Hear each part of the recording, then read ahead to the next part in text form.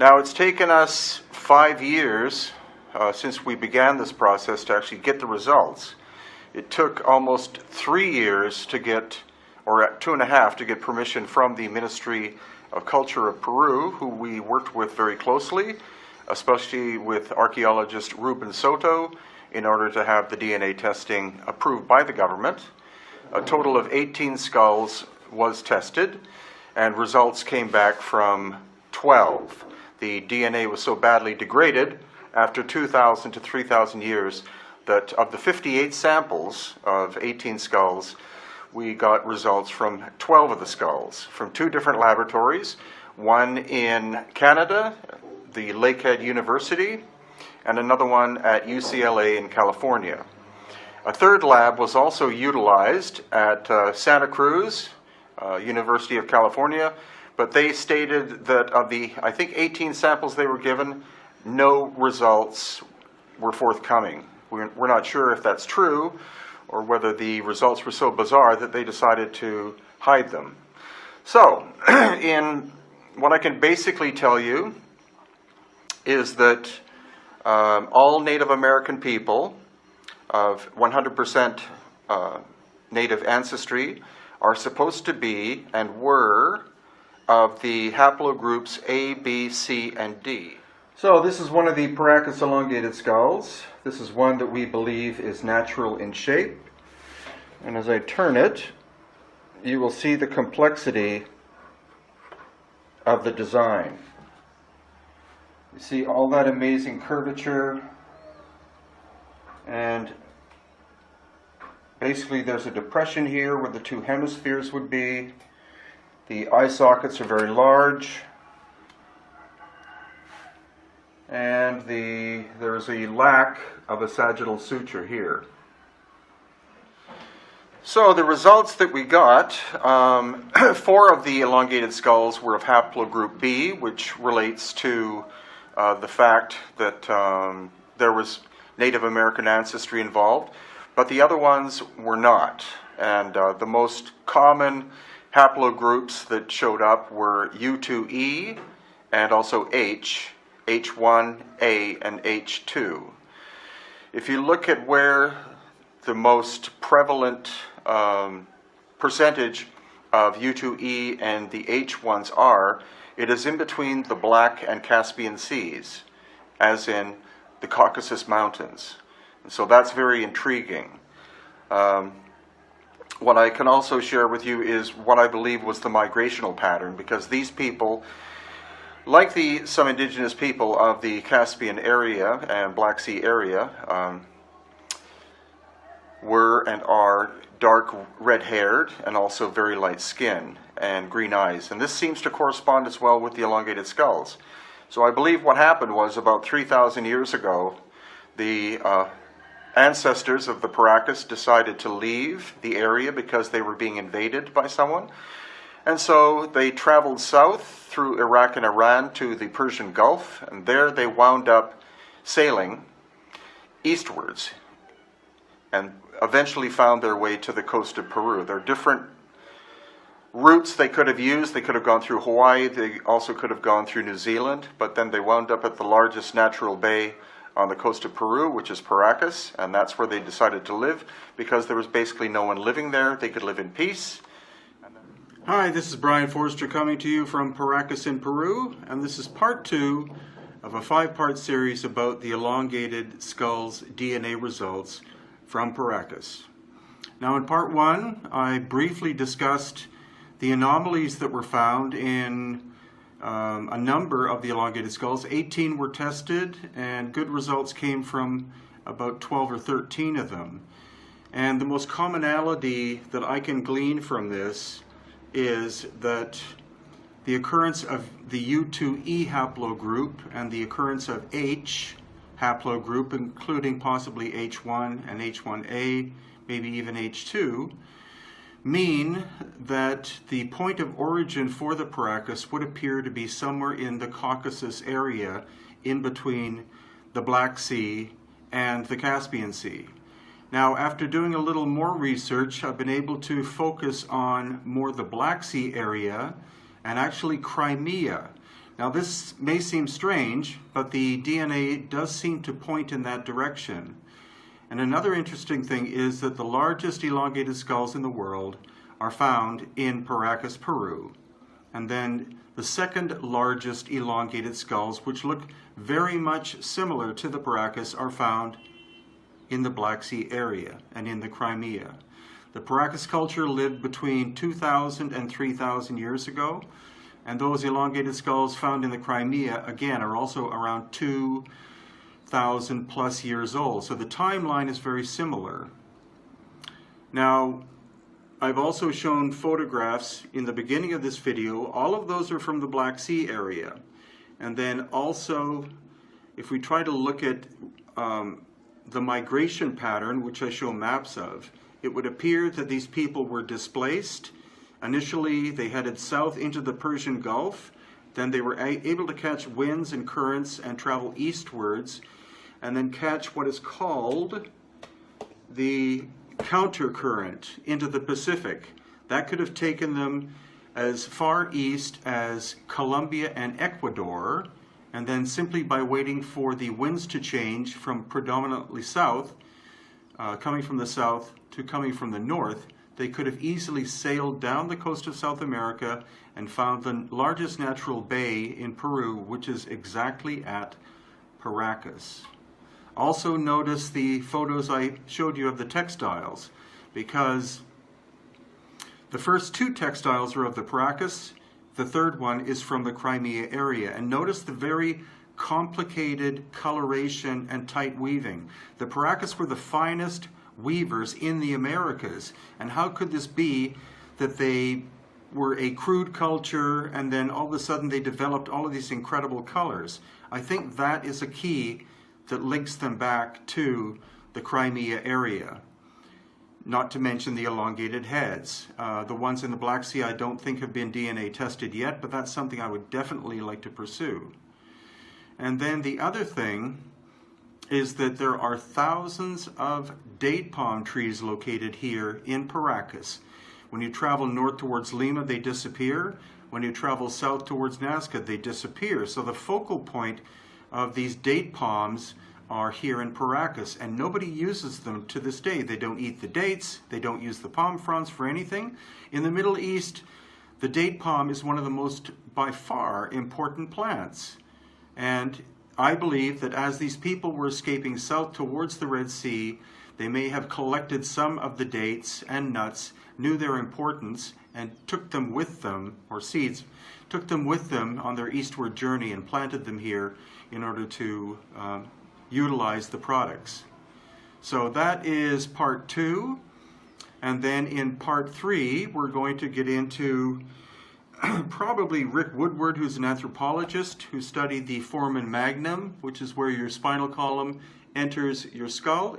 It's much farther back than it should be in the Paracas skulls, and that indicates a genetic anomaly. That the foramen magnum being so far back is because the skull was so large and kind of leaning backwards that the foramen magnum genetically was there in order to keep the skull erect. I'll also be doing another video about the work of Dr. Michael Alday, who is a medical doctor who looks at the genetic differences and physical differences, and then also Dr. Malcolm Warren, who's a chiropractor.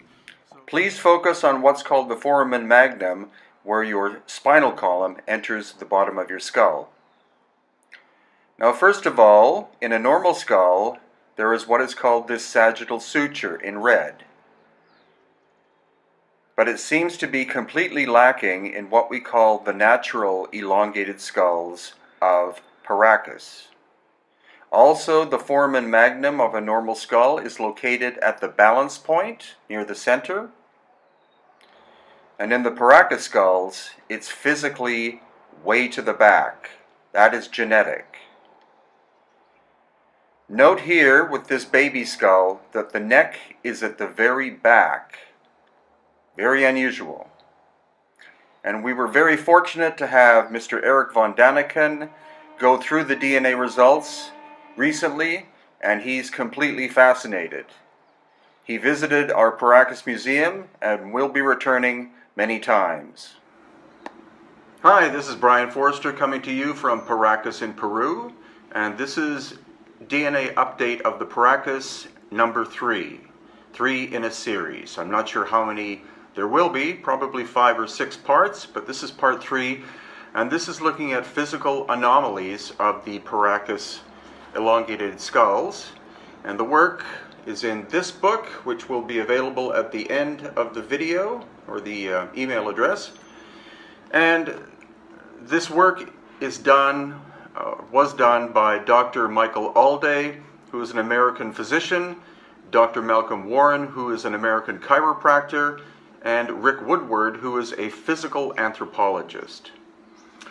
Now, this is what we call cranial deformation. You can tell the volume of the skull is that of a normal human, and the forehead and the back of the skull have been flattened. So this is what cranial deformation on the coast of Peru looks like.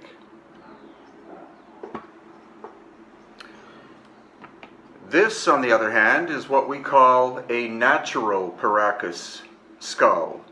You can see the volume is greater than the previous skull I showed you, and the whole shape is much more complex than simple cranial deformation. And so we think this person was born with an elongated skull.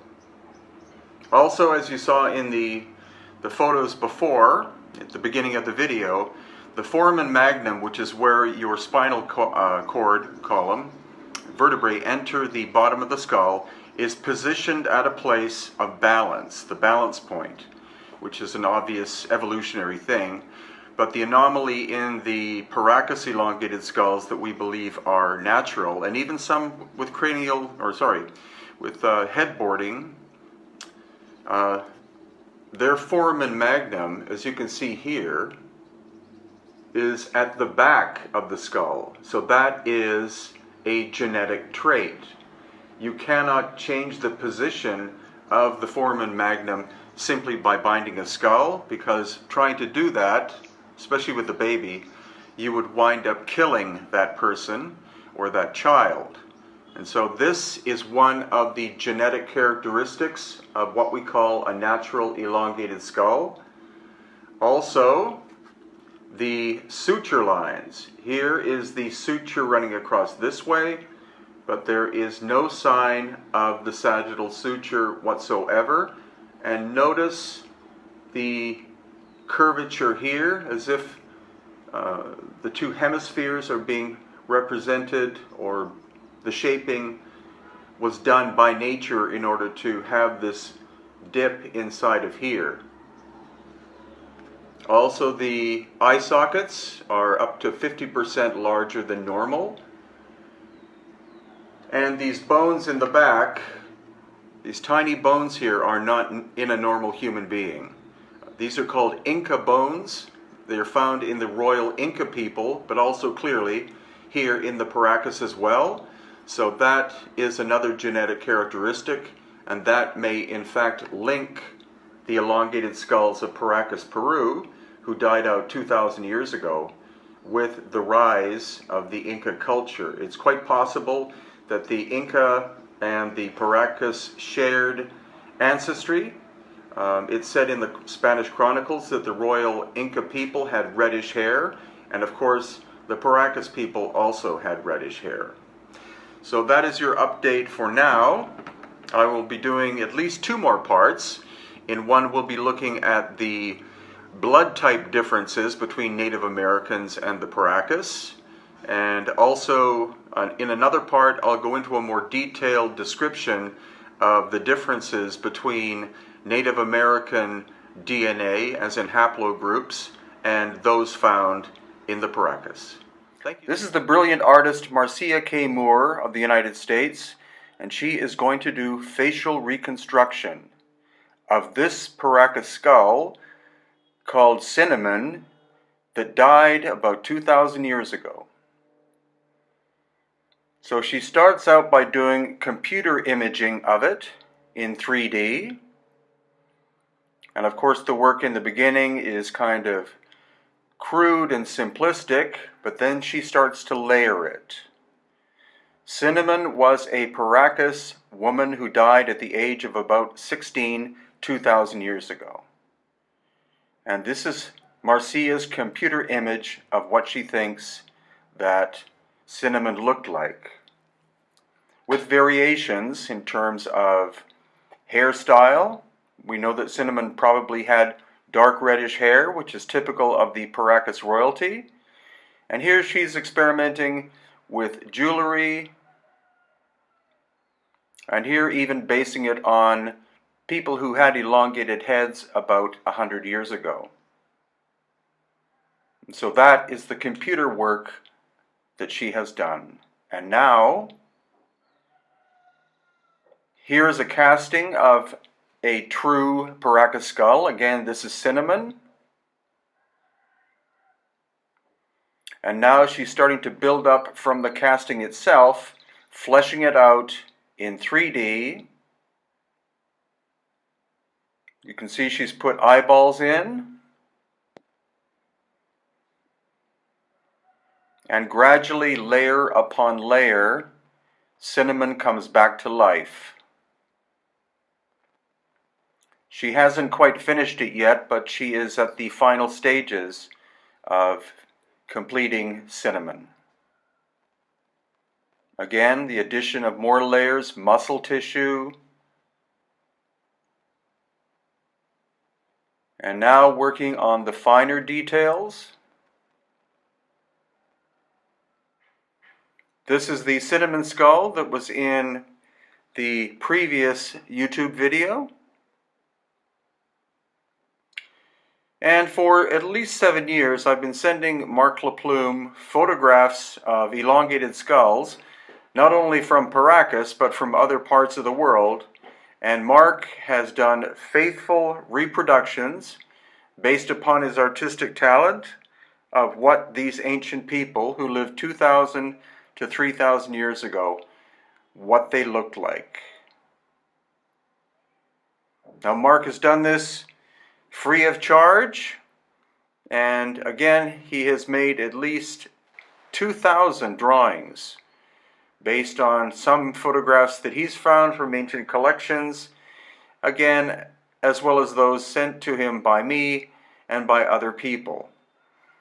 What he does enjoy having are multiple views, so that way he can get the proper curvature of the face, etc. And here we see examples of his work.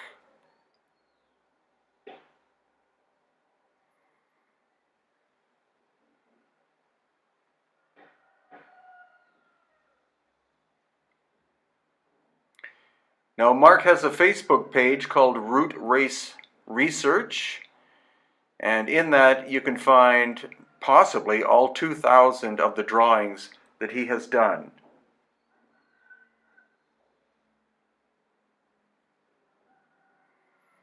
Now, as you can see from Mark's perspective, the ancient Paracas people were not very Native American looking like. They look more European-ish, but that is his impression. That's not some kind of influence that I tried to make on him. And now with the recent DNA evidence, results that we've received from 18 different Paracas skulls, there are indeed European and or Eurasian haplogroups associated with the ancient Paracas people, which according to standard academia should not be there. But data does not lie. So please check out his Facebook page of Root Race Research, and though you may think that this is not drawn from an actual skull, it is, because several of these have been found not only in the Paracas area, but other parts of Peru. Hi, this is Brian Forrester coming to you from Paracas in Peru. This is part 6 of a 7-part YouTube series about the elongated skull DNA research of Paracas in Peru. And this part is about the team of people who were involved in this process. There were 10 important people involved, and I wish to give a brief description of each and what their role was. Of course, I was the coordinator in Peru itself. I've been studying the elongated skulls of Paracas for about 10 years, and so I was the one coordinating between the Ministry of Culture, specifically Ruben Garcia Soto, who is a leading archaeologist for the Ministry of Culture in Ica, Peru, and making local organizational things like transport, etc., hotels, etc. And I did this along with the vital assistance of my wife Irene. And then in the United States, the main coordinator by far was Dr. L.A. Marzulli. L.A. made several trips down, sometimes with team members, sometimes with simply one camera person.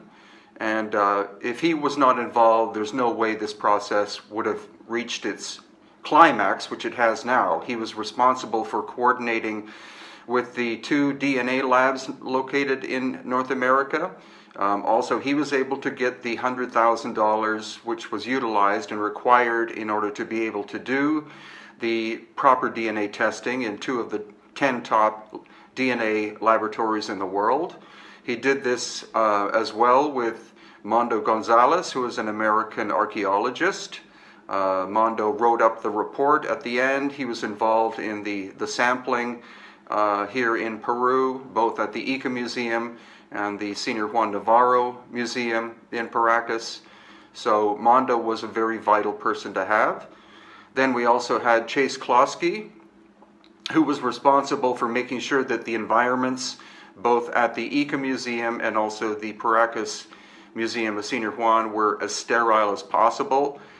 She was the one who took the samples as soon as they were removed from the skulls and put them into perfect sterile packages, labeled them, packaged them, and brought them to the United States. So without Chase's help, we would get a lot of accusations of contamination, but both laboratories said that the work Chase did was superior to what was required.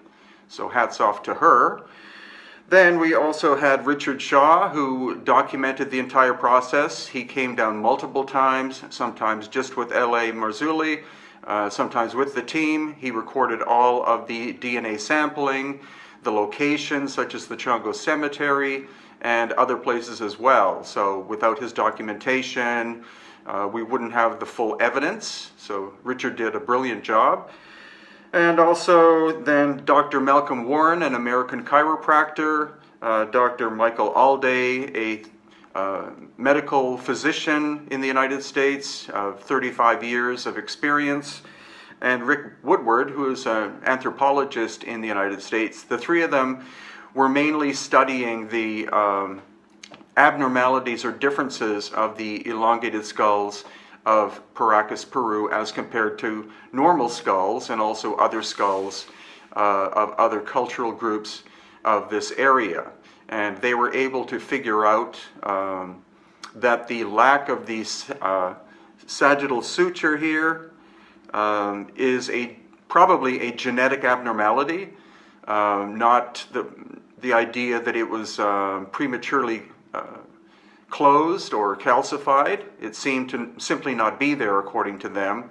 Also, the eye sockets appear to be larger than normal, and the foramen magnum, which again is where your spinal column enters the bottom of your skull, the position of it is much farther back than is normal.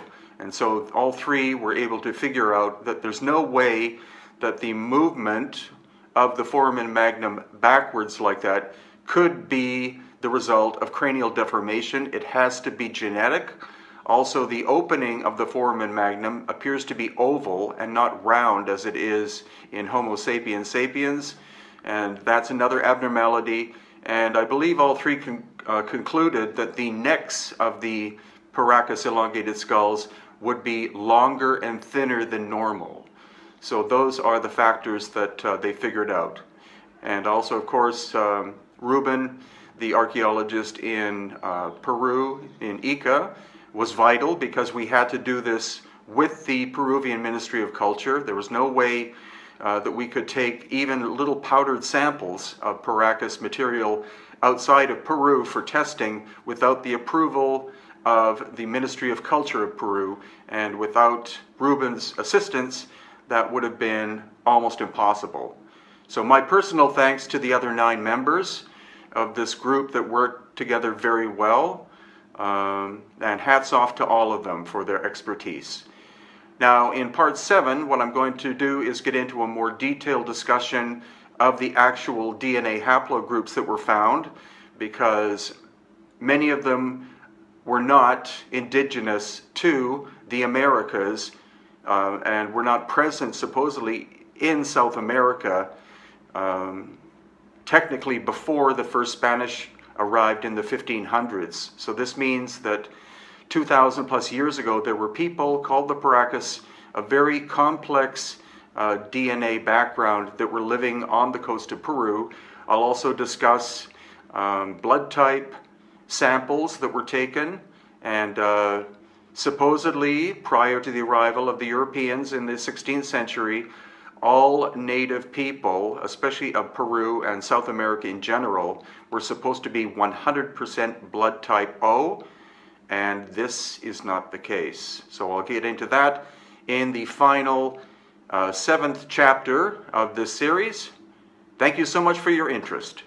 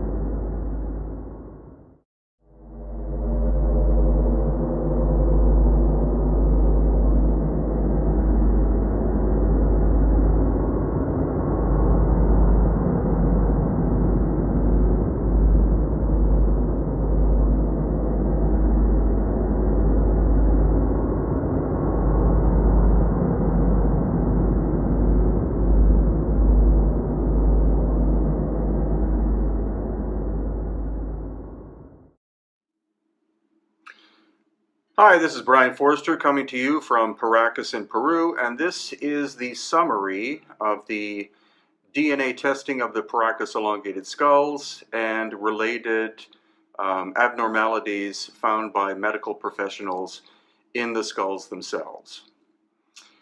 Now, the academics that we are associated with here in Peru and elsewhere, their prediction for the results of the elongated skull testing, of which we had 18 different skulls tested, was that the haplogroups that would be found would be A, B, C, or D, because those are the haplogroups of the Native American people whose ancestors crossed over the Bering Land Bridge 12,000 plus years ago.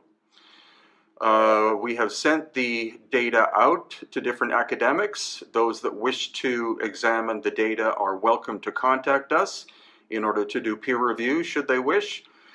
But I think they will be somewhat disturbed with the fact that some of the haplogroups of the mitochondrial DNA that came back were in fact, a few were B, which is typical Native American, but other ones that showed up included U2E, K, J, and H. And the commonality of those are they were all found around the Black Sea and Crimea area. Also, the largest elongated skulls in the world, aside from the Paracas, have been found in the Black Sea and Crimea area. So I'm now working on that relationship. There must have been some kind of maritime movement 3,000 plus years ago from that area, is my thesis. As regards the physical abnormalities, as I said in previous videos, the foramen magnum, which is where your spinal column enters the bottom of your skull, is at the center point in Homo sapiens sapiens, and it is quite round in shape, but the ones of the Paracas elongated skulls are significantly to the back and oval and narrower, so they probably had longer, thinner necks than Homo sapiens sapiens. And that, of course, is a genetic abnormality that cannot be explained by cranial deformation. That was confirmed by the medical experts that we had in this book, which is available from LA at lamarzulli.net. And also, it will be explored by other medical professionals, such as my radiologist friend Ken.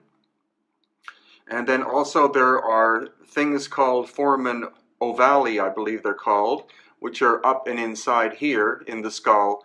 That is where nerve and blood flow comes out to feed the face, and that gives us our facial expressions. They seem to be absent in the Paracas elongated skulls, which means their facial expressions would have been very different from us, which again is an abnormality.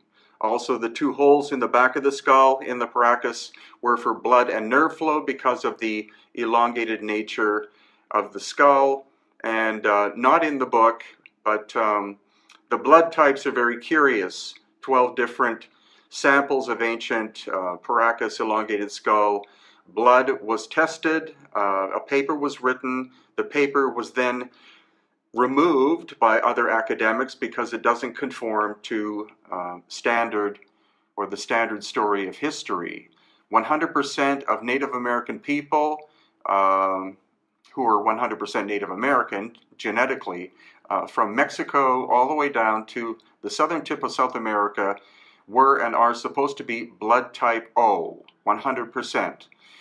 But the results of the Paracas were actually of 14 samples. Blood type A, 28.5%, blood type B, 7.1%, blood type AB, which is the rarest on the planet, 21.4%, and only 43% were blood type O. So Will Hart and I, who is an author, will be writing a paper for Nexus Magazine about this. What we can basically say is that the Paracas were a very complex genetic being existing 2,000 plus years ago on the coast, and the genetic anomalies are very curious because, again, they should only be A, B, C, and D, but there seems to be a very powerful Eurasian component to their DNA. I don't know if academics will bother writing papers about this, whether they'll attack us. The results are the results. Data is data, fact is fact.